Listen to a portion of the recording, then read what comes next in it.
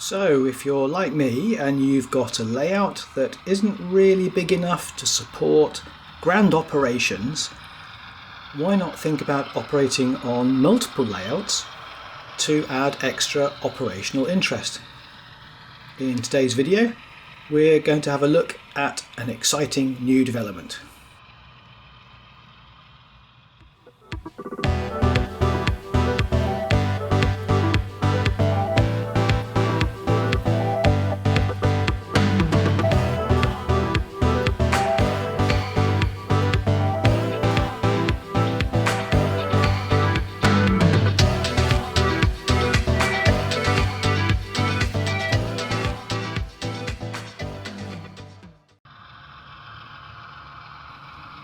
Hello everyone and welcome back to the layouts.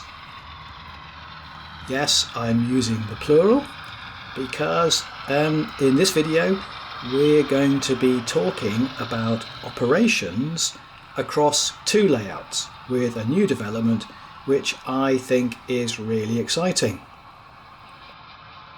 Now, like many people out there, I don't have the luxury of a basement filling empire where I can operate trains that run across a whole division or something with 36 industries and lots of different operational possibilities. But recently I was lucky enough to visit Tom Percival's marvellous Apopka Vineland Model Railroad. A model railroad of a similar size and scope to Fairview, but set in the deepest south, with palm trees and sunny skies and loads of CSX motive power as well. Tom and I live very close to each other, so we had been chatting about ways that we might be able to operate on both layouts and to then start operations across the two layouts. So not only did I get to spend a few hours happily switching cars at this cement plant and admiring Tom's work, but we also left one of my box cars on an interchange track on the AVRR, which Tom then later added to a local freight service and dropped off at a warehouse on his layout. He's filmed his first video of this operation for his own YouTube channel, so I'll add the link here. Please do go and check out Tom's channel and see the results.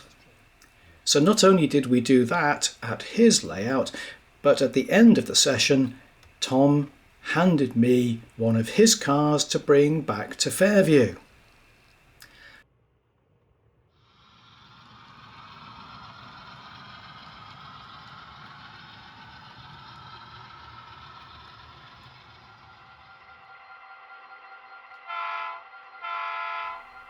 And so, coil car number CHTT100341 has now been dropped off in Fairview Yard, and the local switcher is hustling cars to form the local morning service.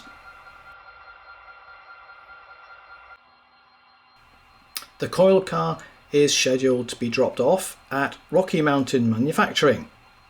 You can see I had my switch list set up telling me which cars needed to be dropped off, which cars would be picked up.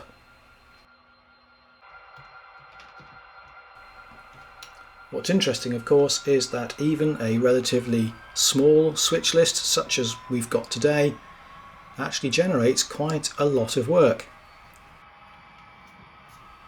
Here we are waiting for permission from the dispatcher to head out onto the main line.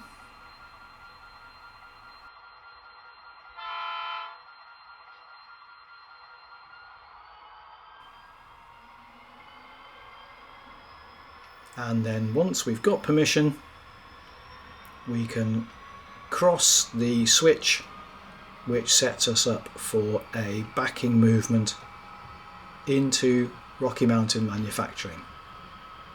We're picking up that boxcar at door number 2, so it'll take a few moments to switch that out of the way, and then we can drop off the coil car inside the main plant.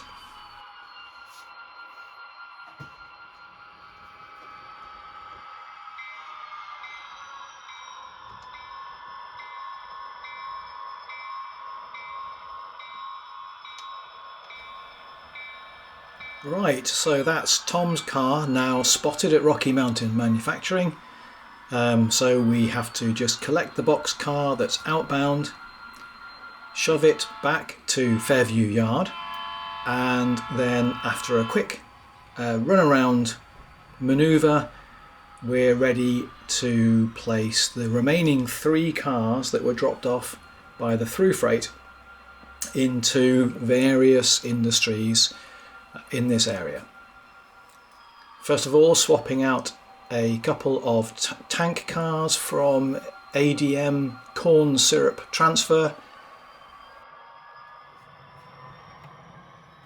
That also involves a bit of shuffling around with the additional box car that's coming into this area, just to make sure that everything is positioned correctly and left in the right spots for the industry that needs them.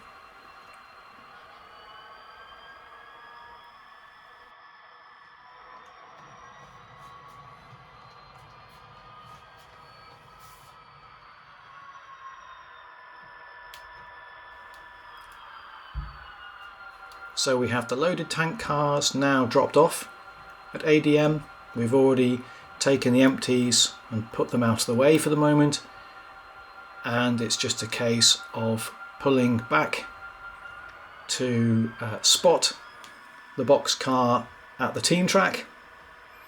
According to the switch list, it's got a load of palleted bricks that will be delivered here to a local customer, and that means that we've got everything now dropped off.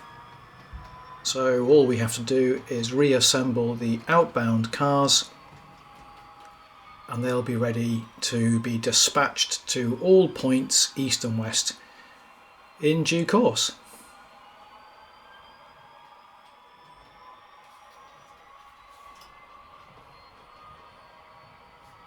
So there we have it, some simple operations, both kind of self-contained in terms of what I'm trying to do here in Fairview, but also now for the first time involving foreign visitors, cars from Tom's layout which are being switched into industries here on Fairview at the same time as some of my cars are making their way over to Tom's Apopka Vineland Railroad.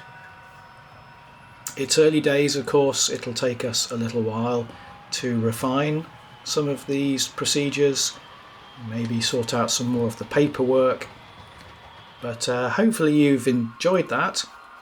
You can see that we are creating extra operational interest even though we both have relatively modest layouts.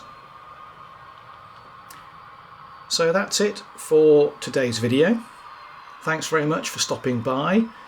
As always, I hope maybe you might like to give it a quick thumbs up, and if you haven't yet done so and you felt you'd like to subscribe to my channel, that would be great.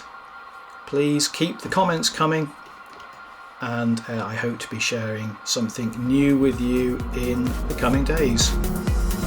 Thanks as ever, bye for now.